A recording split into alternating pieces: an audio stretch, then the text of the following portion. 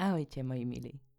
Na začiatok by som sa chcela z celého srdca poďakovať každému z vás, kto je tu, kto počúva tieto slová a kto odoberá tento kanál. Veľmi si to vážim. Prišla ku mne totiž jedna silná intuitívna správa a tá mi pripomenula niečo dôležité o ľuďoch, ktorí sa tu stretávajú. Ľudia, ktorí si nájdu cestu k takýmto témam, bývajú veľmi silné osobnosti. Pretože nie každý má odvahu pozerať sa na svoje presvedčenia. Nie každý je pripravený nazrieť do svojho podvedomia. A už vôbec nie každý chce na sebe pracovať, meniť staré vzorce a vedome napredovať. Je to cesta, ktorá si vyžaduje veľa úprimnosti voči sebe samým. A práve preto si každý z vás zaslúži obdiv. Naozaj vám z celého srdca ďakujem, že ste tu. Pretože témy, ktorým sa na tomto kanáli venujeme, nie sú vždy jednoduché, ale sú dôležité. A majú silu meniť náš vnútorný svet a postupne aj ten vonkajší.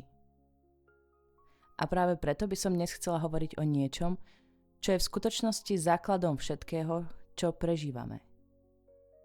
O sile, ktorá dokáže meniť náš vnútorný svet aj smer celej našej reality. Možno si to ani neuvedomujeme, ale existuje jedna energia, ktorá má moc upokojiť našu myseľ, liečiť telo a spájať nás so všetkým okolo. A tou energiou je láska. Zatvor na chvíľu oči a spomeň si na okamih, keď si cítil čistú lásku. Možno to bol pohľad do očí dieťaťa, alebo pohľad na tvoje domáce zvieratko. Možno objatie milovaného človeka. A možno chvíľa, keď si stal v prírode a srdce ti zaplavila krása a vôňa lesa. V tom momente sa všetko mení. Strach mizne. Myseľ sa stíši a ostáva len pocit. Hlboký, pravdivý a nespochybniteľný. A to je láska. A práve ona je tou najvyššou vibráciou, ktorá nás spája s vesmírom. V kvantovej realite všetko vibruje. Každý atóm, každá častica a každá myšlienka nesie svoju frekvenciu. A zo všetkých vibrácií je láska tou, ktorá má najvyššiu harmonickú silu. Výskumy ukazujú, že keď cítime vďačnosť alebo lásku, naše srdce vstupuje do stavu koherencie. Vysiela pravidelný a stabilný rytmus, ktorý pozitívne ovplyvňuje celý náš nervový systém. V tomto stave sa zlepšuje imunita. Mozog funguje jasnejšie a telo sa uzdravuje. Ale láska nie je len biochemická reakcia. Je to univerzálna energia, ktorá presahuje hranice času a priestoru. Spirituálne tradície hovoria, že Boh je láska. Kvantová fyzika by to mohla nazvať najvyšším rezonančným poľom. Láska je sila, ktorá nás vedie k jednote. Všetci sme iný odlesk toho istého svetla. Možno si to už zažil, keď si sa prestal báť a rozhodol sa konať z lásky. Možno to bolo malé gesto, úsmev, povzbudivé slovo alebo objatie. A predsa to malo silu zmeniť deň. Dokonca život niekoho iného. Pretože láska sa šíri ako vlna. A rovnako sa to deje na kolektívnej úrovni. Keď sa čoraz viac ľudí rozhoduje žiť z lásky, mení sa celé kolektívne pole. Staré systémy založené na strachu strácajú moc. Nové založené na dôvere a spolupráci sa začínajú rodiť. Toto je základ novej zeme. Je dôležité pripomenúť si, že láska nezačína vonku. Začína v nás.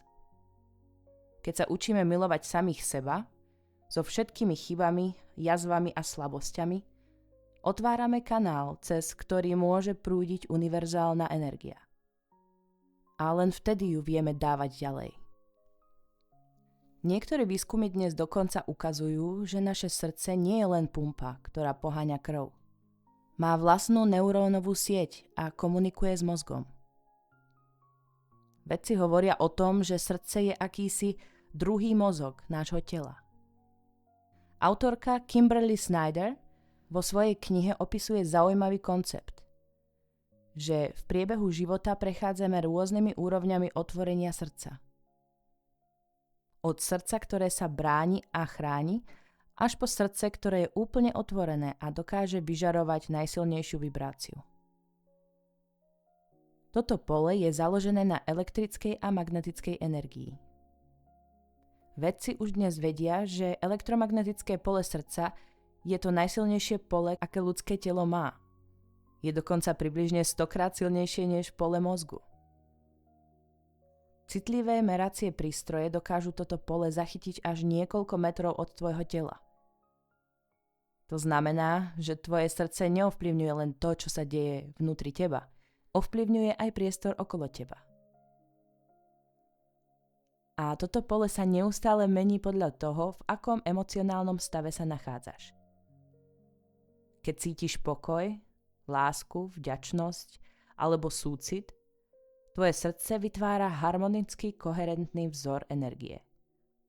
Ale keď prežívaš strach, chaos, frustráciu alebo vnútorné napätie, tento vzor sa stáva nepravidelným a chaotickým. Možno si už niekedy všimol zvláštnu vec. Niekto vošiel do miestnosti a ty si okamžite cítil jeho náladu. Bez jediného slova. Niečo v tebe jednoducho vedelo, že je ten človek pokojný a radostný.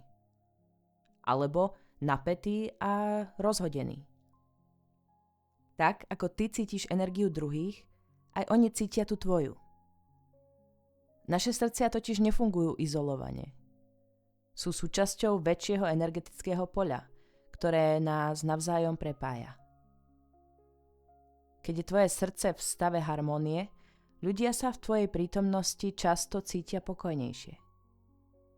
Pretože vtedy tvoje srdce vysiela stabilný signál. A tento signál dokáže upokojiť nervový systém druhých ľudí.